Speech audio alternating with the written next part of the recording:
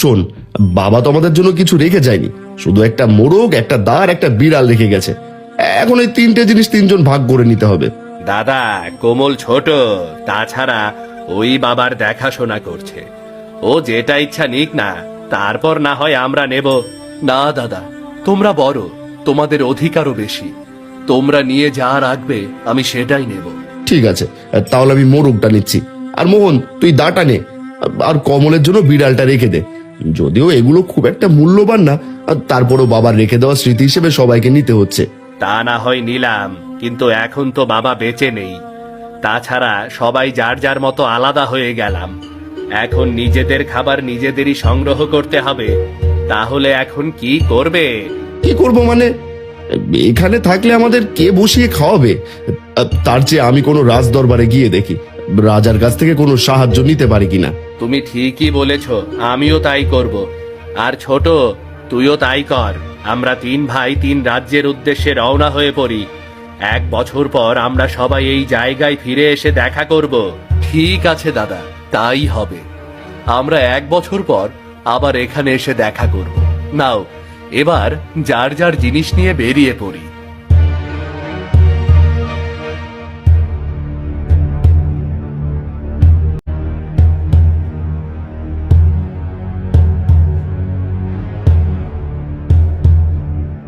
মদনের কথা অনুযায়ী 3 ভাই 3 দিকে চলে যায়। আস্তে আস্তে মদন দক্ষিণের রাজ্য হিমনগরে এসে পৌঁছায়। সে হিমনগরে প্রবেশ করতেই রাজা হিমচন্দ্রের ঘোষণা শুনতে পায়। শুনুন, শুনুন, শুনুন! মহারাজ হিমচন্দ্র ঘোষণা করেছেন যে মহারাজকে না ডেকে সকাল সকাল মহারাজের ঘুম ভাঙানোর ব্যবস্থা করতে পারবে, মহারাজ তাকে বিপুল অর্থ পুরস্কার দেবে। শুনুন, শুনুন, শুনুন! আরে বাহ, এই রাজ্যে প্রবেশ করতে না করতেই সুসংবাদ পেলাম। যাই যাই, তাড়াতাড়ি মহারাজের কাছে যাই।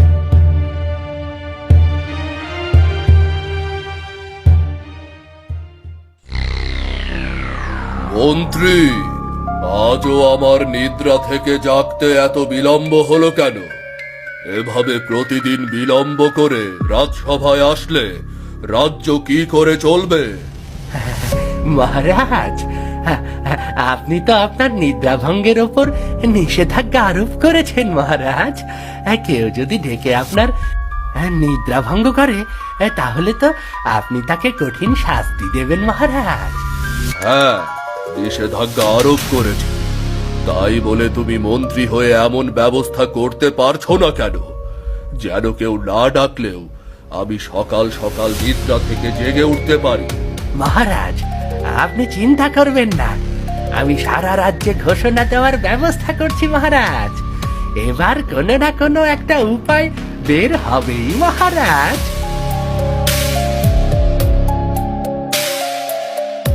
এই ছেলে, কে তুমি? এখনো অনুমতি ছাড়া সোজা রাজ্য দরবারে প্রবেশ করেছ? আমি এক সাধারণ কৃষকের ছেলে, আর মহারাজের ঘোষণা শুনেই সোজা রাজ দরবারে প্রবেশ করেছি। ঘোষণা শুনে প্রবেশ করেছ? তাহলে কি তুমি না ডেকে মহারাজের ঘুম ভাঙানোর ব্যবস্থা করতে পারবে? হ্যাঁ, পারবো, আর এই জন্য এসেছি। তা কি করে সম্ভব? আবার এত জ্ঞানী মন্ত্রী থাকতেও যা পারছে না, তা তুমি সাধারণ ছেলে হয়ে কি করে করবে? মহারাজ, মন্ত্রীমশাই না পারলেও আমি পারবো। এই যে দেখছেন মোরগ, এটা কোনো সাধারণ মোরগ না, এটা মন্ত্রপ্রত মোরগ। এই মোরগ তার মিষ্টি কণ্ঠ দিয়ে প্রতিদিন সকালে আপনার ঘুম ভাঙাবে। সত্যি সত্যি? এই মোরগ তার মিষ্টি সুরে আমার ঘুম ভাঙিয়ে দেবে, আর রাজ দরবারে আসতে আমার বিলম্ব হবে না? হ্যাঁ মহারাজ, সত্যি বলছি, আপনি যেমনটা চাইছেন ঠিক তেমনটাই হবে। বেশ, তোমার এই মোরগ যদি সত্যি সত্যি তার মিষ্টি কণ্ঠ দিয়ে আমার নিদ্রা ভঙ্গ করতে পারে, তাহলে তুমি অনেক পুরস্কার পাবে। আর যদি আমাকে রাগান্বিত করে, তাহলে তোমাকে কঠিন শাস্তি পেতে হবে। যথাজ্ঞা মহারাজ, আমার কথা সত্য না হলে আপনি আমাকে যা শাস্তি দেবেন আমি তা মাথা পেতে নেব। ঠিক আছে মন্ত্রী, তুমি একে নিয়ে যাও, আর আমার শয়নের কক্ষে এই মোরগ রাখার ব্যবস্থা করো। যাও। যথাজ্ঞা মহারাজ। এই চলো।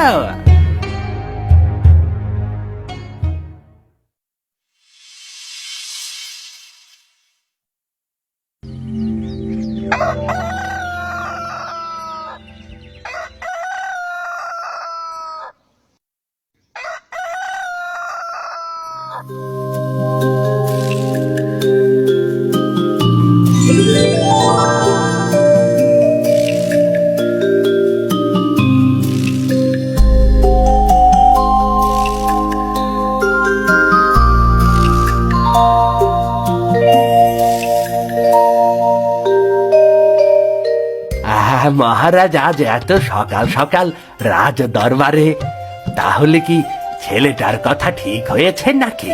হ্যাঁ মন্ত্রী, ছেলেটার কথা একদম ঠিক, কিন্তু এত সহজ বুদ্ধি কেন তোমার মাথায় আসলো না এটাই বুঝতে পারছি না। মহারাজ বলে আর লজ্জা দেবেন না। মহারাজ, তাহলে তো এবার আমি আপনার পুরস্কারের যোগ্য। হ্যাঁ, কিন্তু তুমি পুরস্কার নিতে চাও নাকি কাজ নিতে চাও? না না মহারাজ, আমি কোনো কাজ চাই না, কর্ম করতে আমার ভালো লাগে না। আপনি পুরস্কার দিন, তাতেই আমি খুশি। বেশ, তাই হবে। মন্ত্রী, তুমি এই ছেলেটাকে 100 স্বর্ণ মুদ্রা পুরস্কার হিসেবে দিয়ে দাও, কেমন? যথা আজ্ঞা মহারাজ।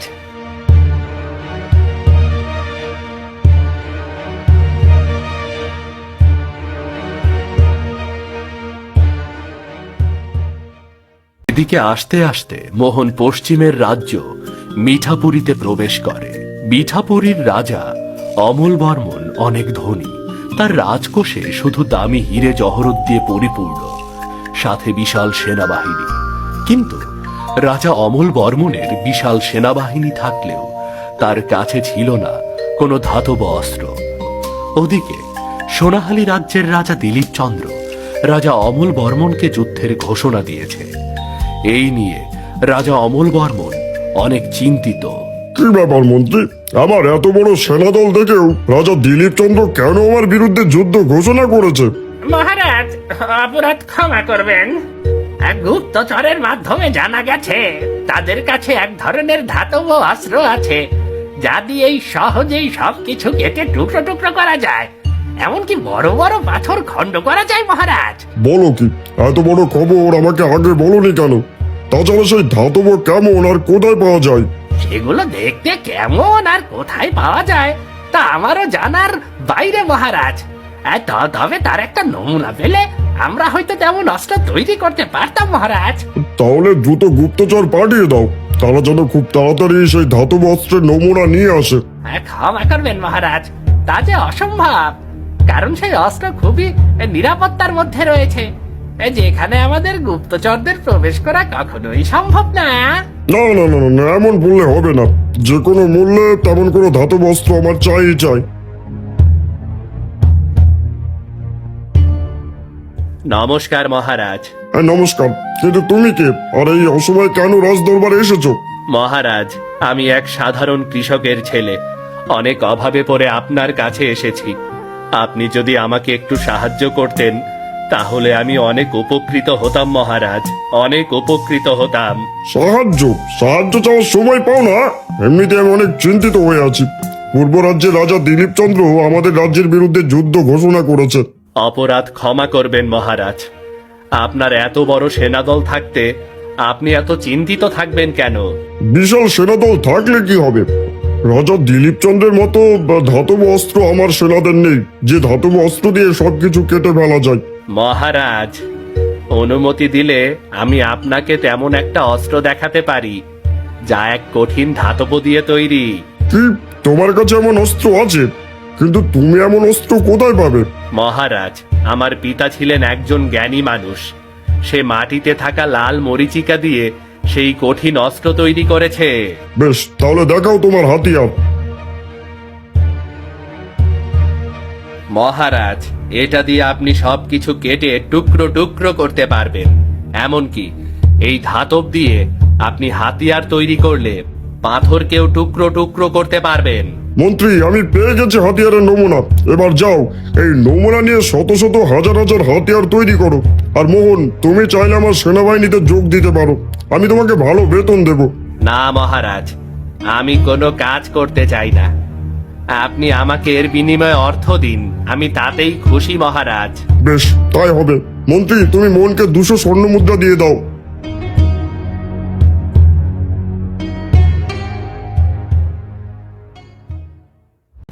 কোমল শেষমেশ তার বিড়াল নিয়ে এসে পৌঁছায় মেরুর রাজ্যে। এই রাজ্যের মানুষেরা বিড়াল চিনত না। এই রাজ্যের রাজা রাজা কুণাল সেন। এই রাজ্যের একটাই সমস্যা, তা হলো ইঁদুরের সমস্যা।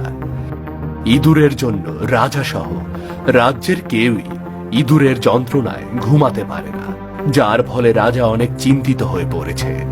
কিছুতেই ইঁদুর দমন করতে পারছে না। মন্ত্রী, আমার এত বড় সেনা দল, আজ পর্যন্ত কোনো রাজ্যের রাজা আমার রাজ্যে প্রবেশ করার সাহস পায়নি, আর আমি সামান্য ইঁদুরের জন্য ঘুমাতে পারছি না। আমার রাজ্যের প্রজারা ইঁদুরের জ্বালায় অতিষ্ঠ। আপনি কেন এর সমাধান বের করতে পারছেন না? মহারাজ, আমাদের রাজ্যের সেনাদের চাইতে ইঁদুররা বেশি বুদ্ধিমান, যার কারণে ইঁদুর দমন করা সম্ভব হচ্ছে না। তাছাড়া আমাদের রাজ্যের অধিক ফসল থাকায় দ্রুত ইঁদুরের সংখ্যা বেড়ে যাচ্ছে। চুপ করুন, আমি আপনার মুখ থেকে এমন কথা শুনতে চাই না। আপনি আমার শান্তির ঘুমের ব্যবস্থা করুন, তা না হলে আপনার চাকরি থাকবে না। আর সেনাপ্রধান, আমার এত বড় সেনাদল থাকতেও যদি আমার রাজ্যের প্রজারা ইঁদুরের জ্বালায় ঘুমাতে না পারে, তাহলে তোমারও চাকরি থাকবে না। মহারাজ, আমরা সব রকম ভাবে ইঁদুর দমনের চেষ্টা করেছি, কিন্তু কোনোভাবেই ইঁদুর দমন করতে পারছি না। বেশ, তাহলে তোমাকে চাকরি করতে হবে না। আমি তোমাকে চাকরি থেকে অব্যাহতি দিলাম। তুমি এখনই দরবার থেকে বেরিয়ে যাও। মহারাজ, আমার ভুল হয়ে গেছে, আমাকে চাকরি থেকে তাড়িয়ে দেবেন না। আমি আবারও চেষ্টা করব। না, তোমার মতো অকর্মা মন্ত্রীকে রেখে আমার কোনো লাভ নেই। এখনই তুমি দরবার থেকে বেরিয়ে যাও, এটা আমার আদেশ।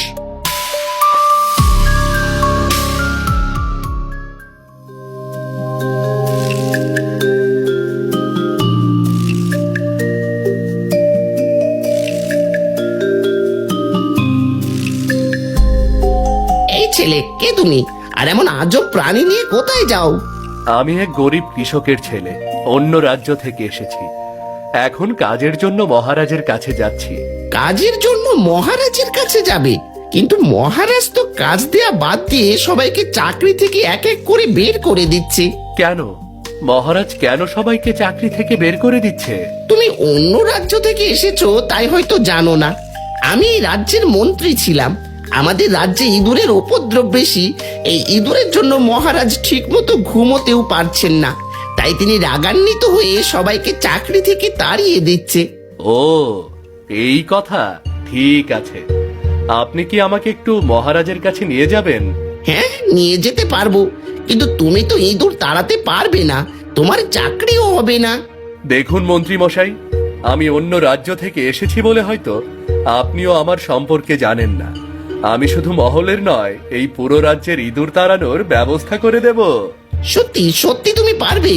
তুমি যদি সত্যি ইঁদুর তাড়াতে পারো, তাহলে আমি আবারও আমার চাকরি পাবো। হ্যাঁ হ্যাঁ, আপনি শুধু আমাকে মহারাজের কাছে নিয়ে চলুন। ঠিক আছে, চলো তাহলে।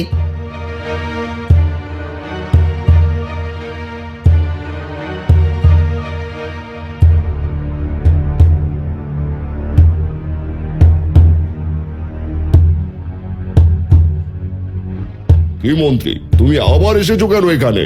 মহারাজ, একটা দারুণ খবর নিয়ে এসেছি। মিথ্যে বলার জায়গা পাও না? নিজের চাকরি ফিরিয়ে নিতে মিথ্যে বলতে এসেছো? না মহারাজ, মিথ্যে বলার জন্য আসিনি। আপনাকে মিথ্যে বলার সাহস কি আমার আছে? ঠিক আছে, বলো কি বলতে এসেছো। মহারাজ, এই ছেলেটা অন্য রাজ্য থেকে এসেছে। এর নাম কমল। এ নাকি শুধু এই মহলের নয়, পুরো রাজ্যের ইঁদুর দমন করতে পারবে। এই তো এবার বুঝতে পেরেছি, তুমি নিজে পারোনি বলে একে ফাঁসিয়ে নি। আমি আপনার মূল্যবান ঘুম নষ্ট না করে সমস্ত ইঁদুর দমন করতে পারবো। কিন্তু তুমি এত ইঁদুর কি করে দমন করবে?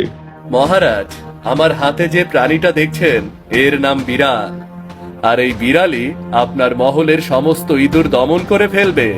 বলো কি, যে কাজ মানুষ করতে পারছে না সেই কাজ এই সামান্য পশু করতে পারবে? হ্যাঁ মহারাজ, এই বিড়াল একাই আপনার পুরো মহলের ইঁদুর দমন করে ফেলবে মহারাজ।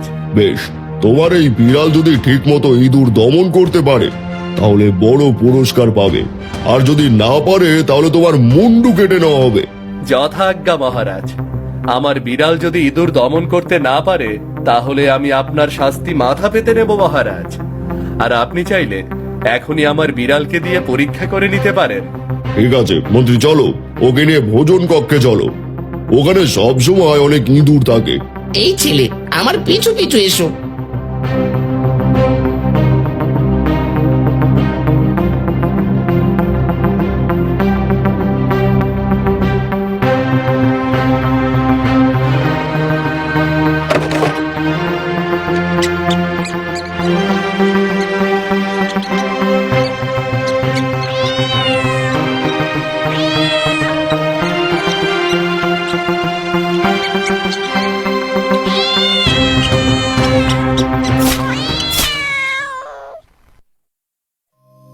দেখলেন মহারাজ, এক নিমেষেই সব ইঁদুর কেমন পরিষ্কার হয়ে গেল। হ্যাঁ, তাই তো দেখছি। এবার মনে হচ্ছে আমি শান্তি মতো ঘুমোতে পারবো। কিন্তু এই একটা বিড়াল দিয়ে আমার পুরো রাজ্যের ইঁদুর কি করে দমন করব? এ নিয়ে আপনাকে চিন্তা করতে হবে না। আমার বিড়াল আর কদিন পর বেশ কয়েকটা বাচ্চা দেবে। এরপর ধীরে ধীরে অনেক বিড়াল হয়ে যাবে। এরপর সারা রাজ্যে আর কোনো ইঁদুরই থাকবে না। সত্যি তোমার কাজে আমি অনেক খুশি। এবার বলো তুমি কি পুরস্কার চাও? মহারাজ, আমি কোনো পুরস্কার চাই না, আমি একটা কাজ চাই। আপনি হয়তো পুরস্কার দিলে আমি বছর খানেক বসে খেতে পারবো, কিন্তু বাকি জীবন কষ্ট করতে হবে। তার চেয়ে আমাকে একটা কাজ দিন, আমি সারা জীবন বিশ্বস্ততার সাথে আমার দায়িত্ব পালন করব। বাহ, তোমার কথায় আমি অনেক খুশি হয়েছি। তোমাকে আমার অনেক ভালো লেগেছে। সবাই শুধু অর্থ চায় কিন্তু কেউ কাজ চায় না। আমি তোমাকে বড় একটা কাজ দিচ্ছি। আজ থেকে আমার রাজ্যের অর্ধেক রাজ্য আর রাজকন্যার দেখাশোনার দায়িত্ব তোমার। মহারাজ, এ তো খুবই খুশির খবর। তাহলে এবার কি আমার চাকরিটা ফেরত পাবো? হ্যাঁ, অবশ্যই পাবে। যাও, এবার নতুন রাজাকে সব দায়িত্ব বুঝিয়ে দাও। আর আমি আজই রাজকন্যার সাথে কমলের বিবাহ সম্পূর্ণ করব। এরপর রাজা খুশি হয়ে কমলকে রাজকন্যার সঙ্গে বিবাহ দিয়ে তার অর্ধেক রাজ্য কমলকে দিয়ে দেয়। এরপর কেটে যায় 1টি বছর। কমল তার কথা মতো দুই ভাইয়ের সঙ্গে দেখা করতে চলে যায় তার বাবার ছোট্ট কুঠিরে। সেখানে গিয়ে সে দেখতে পায় তার অলস দুই ভাই গরিব হয়ে গেছে। তারা কমলকে দেখে অবাক হয়ে যায় আর বুঝতে পারে অলসতা কখনো সফলতার পথ দেখায় না। এরপর কোমল তার দুই ভাইকে নিয়ে সেখান থেকে চলে আসে।